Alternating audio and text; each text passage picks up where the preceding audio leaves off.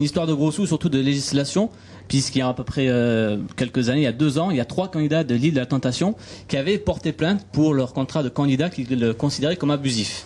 Ils avaient touché 1525 € pour 10 jours. Alors, moi je trouve que c'est plutôt bien payé pour 10 jours, en sachant qu'ils se sont fait dorer la pilule, ils se sont fait masser, ils ont dragué.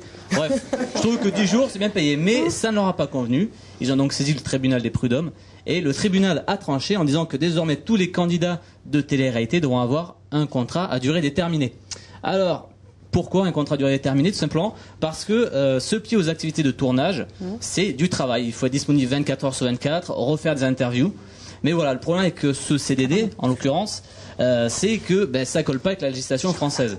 Parce que qui dit contrat de travail en France, donc on est quand même bien protégé entre les congés payés, les 35 heures, le droit justement. de grève. Et bien voilà, les 35 heures en télé-réalité, c'est pas possible. C'est un peu moyen en télé-réalité, effectivement. Ouais. Et en 35 heures en télé-réalité, c'est impossible parce qu'ils font en 2 jours ce que nous on fait en 1 semaine.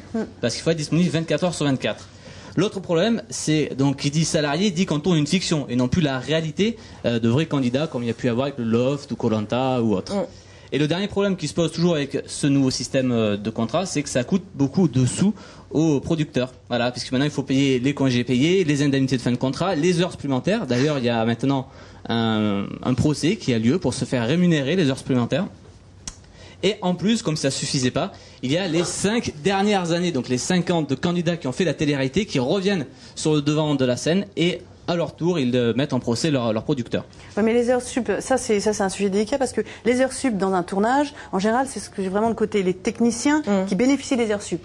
Les comédiens, les candidats, les participants, c'est pas la maquillage, même. rien du tout. Donc ça fait, et ça, il y aura jamais aucune législation là-dessus. Ce n'est pas juste possible. Donc voilà. Enfin, en tout cas, les candidats, eux, désormais, ils font le procès, ils veulent qu'on leur paye. Donc on va voir ce que je disais dire. Oui, c'est bien d'essayer. Voilà. Qui ne tente rien à rien, comme dirait Nikos Aliaga, ça, le string sont les ficelles du métier. Hein. C'est Nikos Aliaga qui dit. Parce qu'il faut dire que lui, c'est votre mentor. Ce n'est pas mon mentor, mais il est très fort. Il est charmant. Très fort en ce qui concerne le bien parler français. Hein. Niveau aussi en mathématiques, mais c'est un autre sujet. Justement, c'est la racine de. Donc voilà, alors on verra cet été comment va se dérouler la nouvelle édition de Koh-Lanta, de l'île de la Tentation. Mais à mon avis,